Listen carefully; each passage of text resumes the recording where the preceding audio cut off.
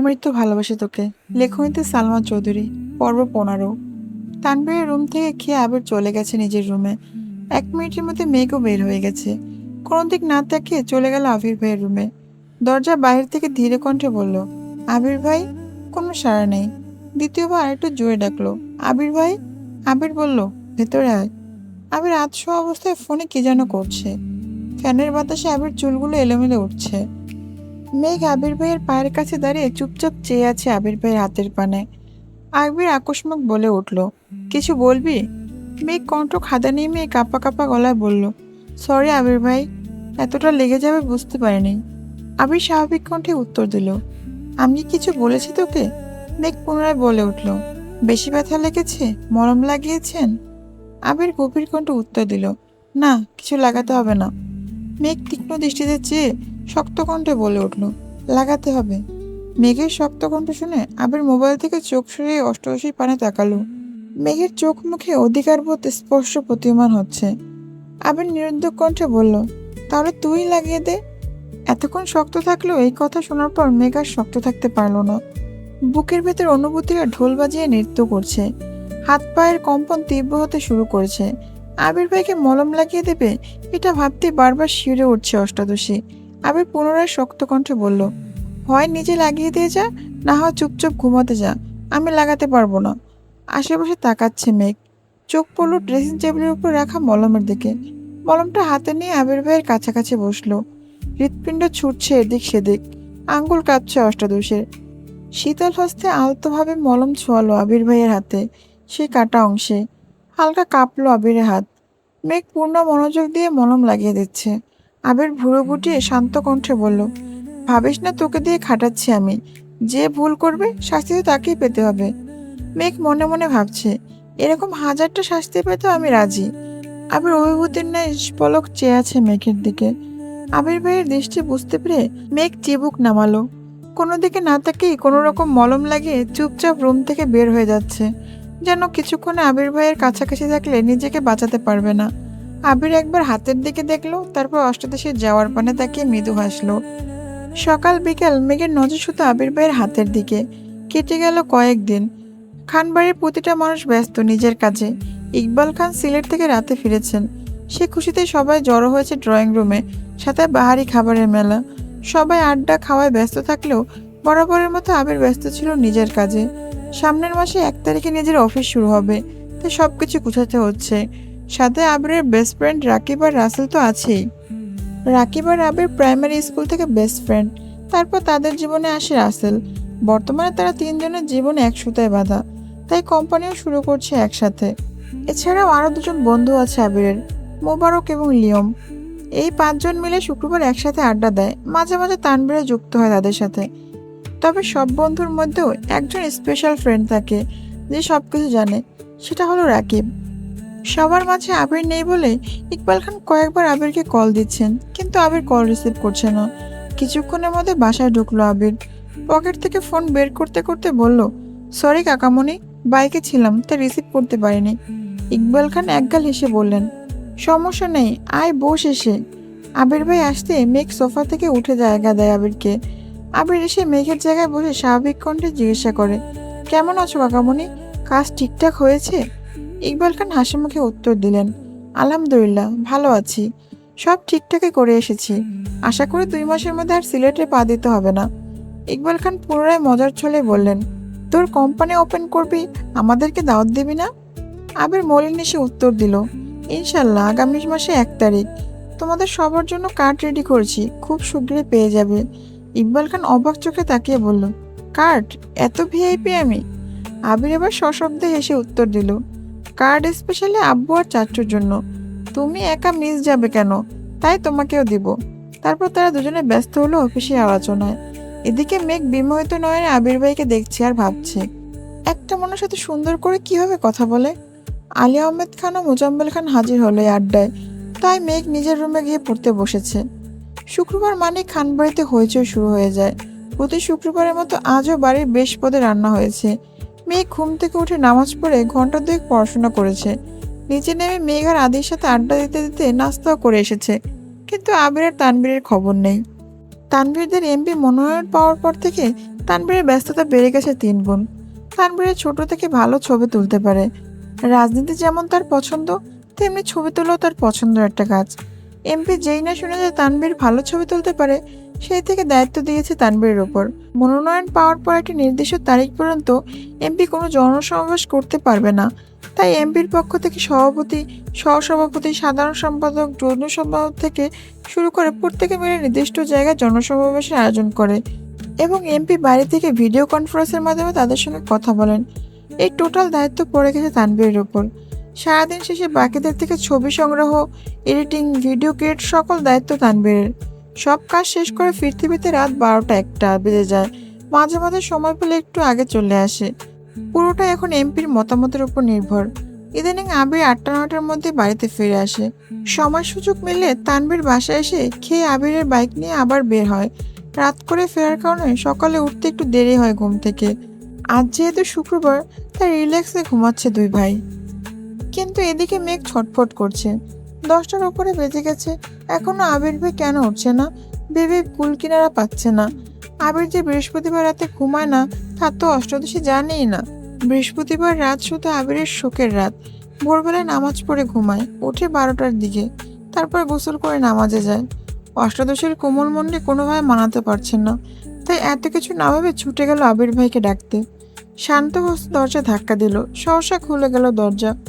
জানালার পর্দা টানা, রুমের আলোর পরিমাণ সীমিত। ফ্যানের বাতাসে পর্দা উঠছে এদিক সেদিক। মেঘ প্রথমে বিছানার দিকে তাকায়। বারবার পর্দা সরে যাওয়ায় বাইরে থেকে আসা সূর্যের আলোয় চোখ মুখে পড়ছে আবিরের। মেঘ আপাতমস্তক দেখল আবির গভীর ঘুমে মগ্ন, উন্মুক্ত শরীর, পেট পর্যন্ত পাতলা কাঁথা দিয়ে ঢাকা। চোখ সরালো মেঘ, দৃষ্টি পড়ল আবির ভাইয়ের তামাটে চেহারায়। কি অপরূপ সেই মুখমণ্ডল! সবাই ফর্সা ছেলেদের পেছনে ছোটে, আর মেঘ যেন এই তামাটে চেহারার গুরুগম্ভীর অনুভূতিহীন হিটলার স্বভাবের লোকটার প্রতি মাত্রা অতিরিক্ত দুর্বল হয়ে যাচ্ছে। মেঘের হৃৎপিণ্ডের পিট শব্দ যেন জানান দিচ্ছে, সামনে আগালে তোর মৃত্যু নিশ্চিত। তবুও মেঘ পা টিপে টিপে আগাচ্ছে আবির ভাইয়ের কাছে, যেন এর উপরের শব্দ না হয়। আবির ভাইয়ের কাছাকাছি গিয়ে থামে। আবিরের অবসন্ন চেহারাটা গভীর মনোযোগ দিয়ে দেখছে মেঘ। ঘুমন্ত অবস্থাতেও আবির ভাইয়ের সৌন্দর্য যেন একটুখানিও কমেনি, বরং তা বেড়েই গেছে বহুগুণ। গাল ভর্তি চাপদাড়ি, সামনের দিকে লম্বা চুলগুলো ফ্যানের বাতাসে বারবার কপালে এসে পড়ছে। মেঘের মনে হচ্ছে আবির ভাইয়ের থেকে সুদর্শন পুরুষ পৃথিবীতে দ্বিতীয়টি নেই। মেঘের হৃৎপিণ্ড ছুটছে দিক বেদিক, নিঃশ্বাসের শব্দ জোরালো হলো। ফ্যানের নিচে দাঁড়াতেও ঘামতে শুরু করেছে মেঘ। ভাবছে চলে যাবে, কিন্তু এই শোভিত পুরুষকে রেখে যেতে পারছে না। মেঘের ইচ্ছা করছে সারা জীবন এভাবে আবির ভাইকে দেখতে। মেঘ দাঁড়িয়ে থাকার শক্তি পাচ্ছে না, তাই আবির ভাইয়ের পাশে বিছানাতে বসে পড়েছে। আবির তখনও ঘুমের দেশে নিমজ্জিত, অষ্টাদশী অবিনিষ্টের ন্যায় চেয়ে আছে। সব বাধা পেরিয়ে দীর্ঘশ্বাস ছেড়ে মেঘ আস্তে করে ডাকলো, আবির ভাই। ঘুমন্ত আবির থেকে কোনো উত্তর আসেনি। মেঘের খুব ইচ্ছে করছে আবির ভাইকে ছুঁয়ে দিতে। মেঘ আরেকটু এগিয়ে আবিরের কাছাকাছি আসলো, কাঁপা কাঁপা হাতে ছুঁলো আবির ভাইয়ের গাল ভর্তি ছোট ছোট দাড়িতে। সঙ্গে সঙ্গে শিউরে উঠল সমস্ত শরীর। বোধশক্তি হওয়ার পর জীবনে প্রথমবার মেঘ নিজের ইচ্ছেতে কোনো পুরুষকে ছুঁয়েছে, যে ছোঁয়ায় মিশে আছে ভালোবাসা। অন্যরকম অনুভূতি জাগিয়ে দিচ্ছে অষ্টাদশীর হৃদয়। সহসা আবিরের ডান হাত চেপে ধরো নিজের গালে রাখা অষ্টাদশীর হাত। মেঘের হাত কাঁপছে, দুনিয়া ঘুরছে, বক্ষ উথাল পাথাল ঢেউ। বরফের ন্যায় জমে যাচ্ছে সমস্ত শরীর। আবির ঘুমের মধ্যে মেঘের আঙুলের ভাঁজে আঙুল ডোবায়, গাল থেকে তুলে নিজের হাতের মুঠোয় নেয়। আবিরের হাতের মধ্যে মেঘের আঙুলগুলো কাঁপছে দেখে আবির আর শক্ত করে চেপে ধরল। মেঘ ভয়ে ভয়ে তাকিয়েছে আবির ভাইয়ের মুখের দিকে। আবির তখনও চোখ বন্ধ করে শুয়ে আছে। আকস্মাৎ আবির অর্ধঘুম কণ্ঠে বলে উঠল, আমি ছুঁয়ে দিলে সামলাতে পারবি তো মেঘ? মেঘ দুর্ভাগ্য দৃষ্টিতে চেয়ে আছে আবির ভাইয়ের মুখবিরের আর ভাবছে, এখনো আধঘুমে আছে মানুষটা, কিভাবে বুঝলো আমি এটা? আবির এক হাতে কাঁথাটা পেট থেকে টেনে বুকে তুলল, আর এক হাতে তখনও মেঘের হাত চেপে ধরে আছে। আবির পুনরায় কণ্ঠ ভারী করে বলল, এভাবে হুটহাট আমার রুমে আসবি না। যা তা হয়ে যাবে, তখন আমায় কিছু বলতে পারবি না। সঙ্গে সঙ্গে শক্ত করে ঝাপটে ধরে হাতটা ছেড়ে দেয়। মেঘ নির্বোধের মতো চেয়ে আছে আবির ভাইয়ের দিকে। আবির ভাই কথাটা বোঝার চেষ্টা করছে, কিন্তু মোটেও মাথার মধ্যে কিছু ঢুকছে না। রুমে আসলে কি এমন হবে? আবির পুনরায় বলল, এভাবে চেয়ে থাকিস না, আমার শরম করে। মেঘ সহসা চোখ গোল গোল করে তাকায়, কিন্তু আবির ভাইয়ের ওই ব্যক্তি বোঝার ক্ষমতা তার এখনো হয়নি। মেঘ চুপচাপ রুম থেকে বের হয়ে গেছে। ঘন্টাখানেক পর আবির উঠে শাওয়ার নিয়ে কালো পাঞ্জাবি সাথে সাদা প্যান্ট পরে নামাজের উদ্দেশ্যে নামছে। ইকবাল খান রেডি হয়ে বেরিয়ে এসেছে রুম থেকে। ইকবাল খান আবিরকে দেখে ডাকলো, কি রে, নামাজ যাচ্ছিস? আবির ঘাড় ঘুরে তাকিয়ে উত্তর দিল, হ্যাঁ, তুমি যাবে না? হ্যাঁ, যাবো তো। আদি আসছে, ওকে নিয়ে যাই, দাঁড়া একটু, ইকবাল খান বললেন। মেঘ সিঁড়ি দিয়ে নামতে গিয়ে আবির ভাইকে দেখে ঠায় দাঁড়িয়ে পড়ে। সকালের ঘটনা মনে পড়ে যায় মেঘের। কালো পাঞ্জাবিতে মারাত্মক সুন্দর লাগছে আবির ভাইকে। নিজেকে নিজে সান্ত্বনা দিল, কিছু সুন্দর জিনিস দূর থেকে দেখায় শ্রেয়, কাছে গেলে ঝলসে যাবি। এক পা এক পা করে পিছন দিয়ে উঠছে। আবিরের দৃষ্টি পড়ে সিঁড়িতে থাকা অষ্টদশীর দিকে। মেঘের কাণ্ডে আবিরের কপাল কুঁচকাল। তীক্ষ্ণ দৃষ্টিতে চেয়ে বোঝার চেষ্টা করলো। আবির ভাইয়ের তাকানো দেখে মেঘ সহসা ছুটে রুমে চলে যায়। আবির, আদি আর ইকবাল খানও নামাজের জন্য চলে গেছেন। তানভীর রেডি হয়ে দ্রুত বেরিয়ে যায়। এই সুযোগে মেঘ খেতে আসে। 3টায় মেঘের পরীক্ষা আছে টিউশনে, তাই রেডি হয়ে একেবারে বের হয়েছে রুম থেকে। পার্কিংয়ে গাড়ি আছে, কিন্তু ড্রাইভার আঙ্কেল নেই দেখে ফোন বের করলো মেঘ কল দেওয়ার জন্য। তখনই আবির আঙুলে চাবি ঘোরাতে ঘোরাতে বের হলো। মেঘ ঘাড় ঘুরিয়ে তাকিয়ে আছে আবির ভাইয়ের দিকে। আবির বাইকের দিয়ে যেতে যেতে বলল, আঙ্কেল ছুটিতে আছে, কল দিয়ে লাভ নেই। মেঘ নিস্তব্ধ হয়ে দাঁড়িয়ে আছে। কি করবে বুঝতে পারছে না। রিক্সা দিয়ে চলে যাবে নাকি আবির ভাই নিয়ে যাবে, কিছুই বুঝতে পারছে না। আবির বাইক টেনে মেঘের সামনে এসে থামলো। ছোট্ট করে বলল, ওঠ। মেঘ লাজুক হেসে বাইকে উঠলো। আজ আর তাকে দ্বিতীয়বার বলতে হলো না। বাইকে বসে আবির ভাইয়ের কাঁধে হাত রাখলো। বাইক থামলো টিউশনের সামনে। মেঘ নেমেই ভেতরে ঢুকে গেল। আসার পথে একটা কথা বলেনি কেউ। এই বা বলবে। মেঘ তো সকলের ঘটনা নিয়ে এখনো আপসেট। আর অন্যদিকে আবির তো স্বইচ্ছাতে কখনো কথা বলে না। মেঘ ভিতরে ঢুকে বন্যার পাশে বসলো। দুই বান্ধবী দু একটা কথা বলতে বলতে আবির ঢুকলো ভিতরে। স্যারকে সালাম দিতে স্যার তাকালো আবিরের দিকে। কয়েক মুহূর্ত পর স্যার বলে উঠলেন, তুই আবির না? আবির হাসি মুখে উত্তর দিল, জি, কেমন আছেন স্যার? স্যার হাসি মুখে উত্তর দিলেন, আলহামদুলিল্লাহ ভালো আছি। তোকে কত বছর পর দেখলাম, দেশে আসলি কবে?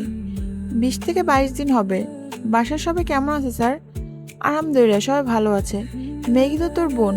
জি স্যার, চাচাতো বোন, আবির উত্তর দিল। স্যার হাসি মুখে বলল, ও তো পড়াশোনা খুব ভালো, মনোযোগী, কিন্তু মাঝে মাঝে একটু ফাঁকি দেয়, তুই একটু নজর দেখিস। জি স্যার, আমি আসি তাহলে, আসসালামু আলাইকুম স্যার। মেঘার বন্যা ততক্ষণ অবাক চোখে তাকিয়ে আবির ভাই আর স্যারের কথোপকথন শুনছিল। এক বান্ধবী আরেক বান্ধবীর দিকে তাকায় বারবার। এর মধ্যে স্যার পরীক্ষা শুরু করে দিয়েছে। 1 ঘন্টা পরীক্ষা দিয়ে বের হলো দুই বান্ধবী। আবির ভাই রাস্তার পাশে বাইকে বসে ফোন চাপছিল। মেঘকে দেখে বাইক থেকে নেমে দাঁড়ালো। মেঘ বন্যাকে বিদায় দিয়ে আবির ভাইয়ের কাছে এসে প্রশ্ন করলো, আপনি যাননি?